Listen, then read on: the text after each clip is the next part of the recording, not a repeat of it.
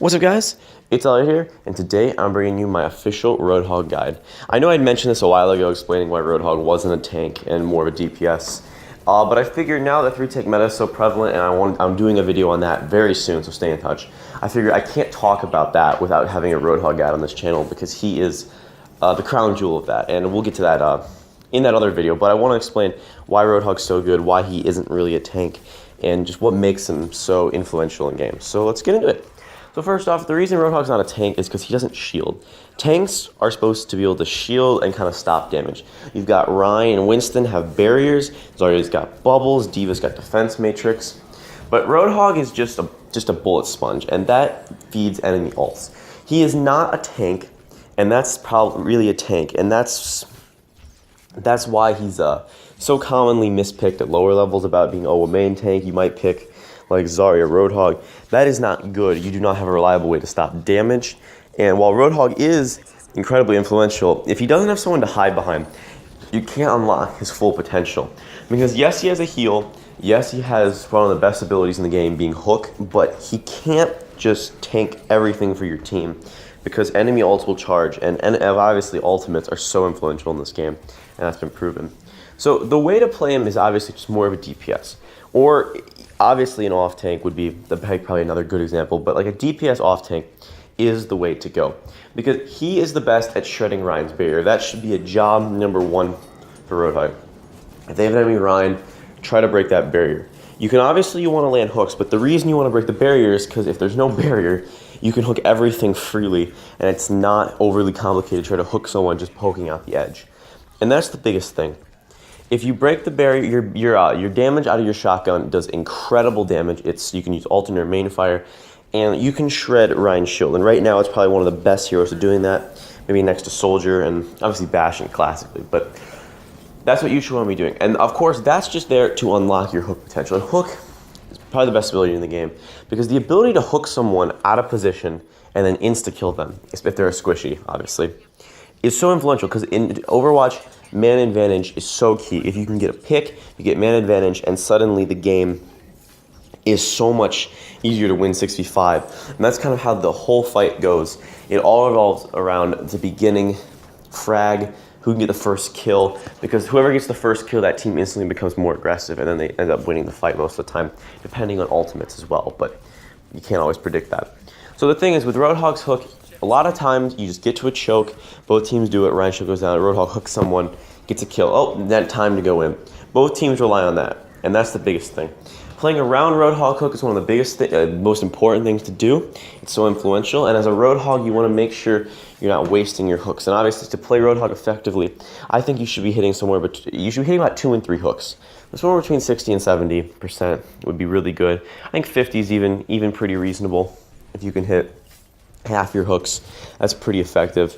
Especially if you can clean up the kill on them.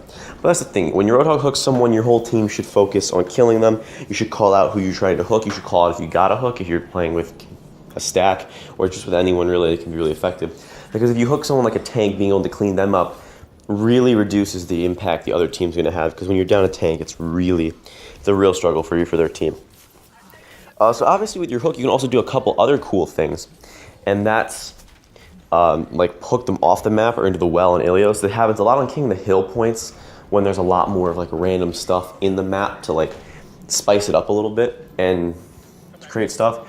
So you often see Roadhog kind of on a flank like that at like mid to lower level ranks, but at more upper ranks you see them more with the team just trying to land a hook. But it can be incredibly influential if someone's like nano boosting, you hook them off the map, you're instantly denying that ult.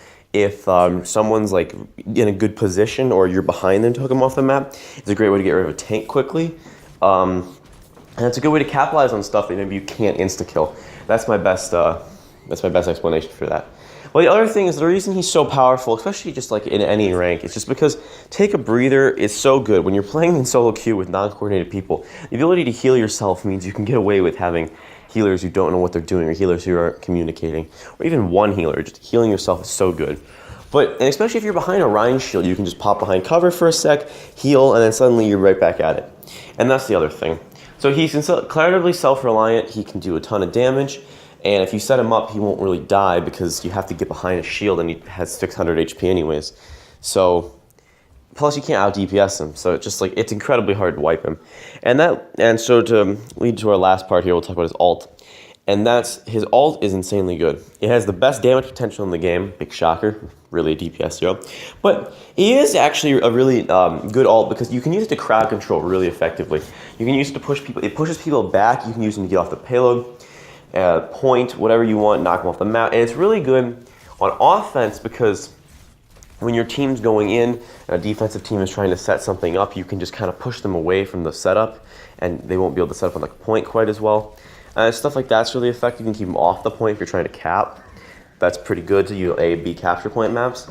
Even off the payload's pretty good. But on defense, probably where his ult comes in a little stronger because if you go a man down and they're trying to rush through a choke, you can obviously try to push them back. You can kind of split their team. You can do a lot of nice things to like push them off the point and really screw their attack up and hit someone who's ulting. You can knock them back. Just a lot of things to do to kind of crowd control them. Like off a point, on a point, while dealing really good damage. Hitting him against the wall will obviously do the best because you can keep dealing damage over time. But his ult has a lot of crowd control ability as well as damage ability. And obviously the damage comes from comboing it either with someone like Ryan when he knocks him down, or Zarya, that is the best combo in the game with it. Because if Zarya bubbles, it'll hold them in, but his ult will do insane damage to them and they'll all get wiped. And that's probably the biggest thing. Depending on if you want to do it on offense or defense and the situation, if you can, obviously you should probably try to combo. There's a lot that can combo with like Zarya, but I typically end up using Roadhog's ult as more of a crowd control ability. Save it, wait for them to get crowd controlled, or wait for like I see an opening and I'm like, oh, I can push them back here, or they're exposed. Kind of just one of those see the opening, take it, not really try to combo it as much. Maybe that's a fault in my game that I should work on. Probably is, but yeah, I'll keep working on that, and hopefully you guys can too. So I hope you guys like this guy. I hope you found it informative. Hope you can play Roadhog a lot better, and hope you can abuse how good he is to climb up some rank. Thanks for watching, and I will see you in the next video.